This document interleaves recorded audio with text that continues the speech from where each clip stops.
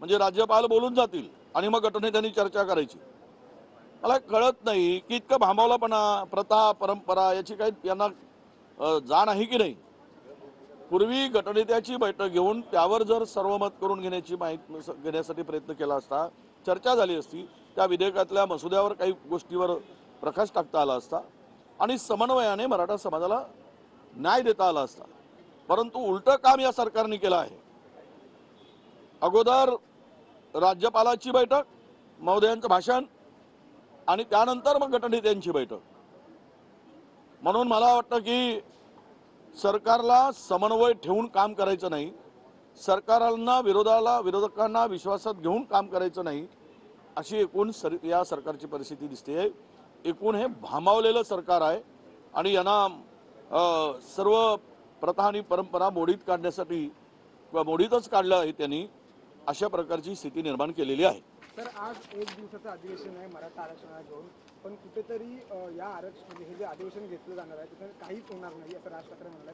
हे सगळं हा जो मुद्दा आहे तो सुप्रीम कोर्टाच्या ह्याच्यामधला आहे आणि केंद्र सरकारचा आहे, त्यामुळे हे सगळं टोलवाटोलवी चालू आहे असं राज ठाकरे म्हणतात। तर यातून काही निष्पन्न होईल का? नाही, आता असं आहे की मी आज तरी राज ठाकरे काय म्हणतायत त्या संदर्भात मला बोलता येणार नाही, पण एक नक्की की हे विधेयक मराठा समाजाच्या हितासाठी असेल तर त्यावर नक्कीच सकारात्मक चर्चा होईल आणि मराठा समाजाला न्याय मिळेल।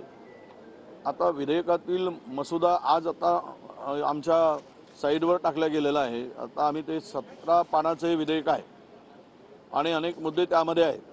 त्यातील आम्ही आमच्या पक्षांतर्गत बैठक आहे, त्या बैठकीमध्ये कोर कमिटीच्या बैठकीमध्ये आम्ही ही चर्चा करू आणि त्यानंतर आम्हाला आमचं मत स्पष्टपणे मांडता येईल। तर असं कळतं आहे की केवळ गटनेत्यांना बोलण्याची संधी दिली जाणार आहे। अनेक आमदार आहेत ज्यांना या मुद्द्यावर आपलं मत मांडायचं आहे, परंतु सगळ्यांनाच बोलण्याची संधी मिळणार नाहीये असं कळतंय। केवळ गटनेते बोलतील असं कळतंय। तसं झालं तर एक असंतोष दिसून येऊ शकतो। नाही, नक्कीच मला मागच्या वेळेस पण हे विधेयक एकमताने मंजूर करायसाठी लावलं। शेवट फलित काय, सर्वोच्च न्यायालयामध्ये जर ते टिकलं नाही, त्याच कुठल्याही विधेयकावर एक दिवस काय 4 दिवस ठेवा अधिवेशन। आम्ही मागच्या वेळेस म्हणालो होतो की तुम्ही कोणत्याही परिस्थितीमध्ये हा स्पेशल अधिवेशन घ्या। सरकारने वेळ काढूपणा केला। आमची मागणी होती विरोधकांची, मी मागणी केलेली होती, परंतु त्यांनी त्यावेळेस एक दिवशीचं अधिवेशन घेण्यासाठी साफ सरकारने नकार दिला। आज आता एक दिवसाच्या अधिवेशनामध्ये तीच गती होऊ नये, सर्वोच्च न्यायालयात झाली।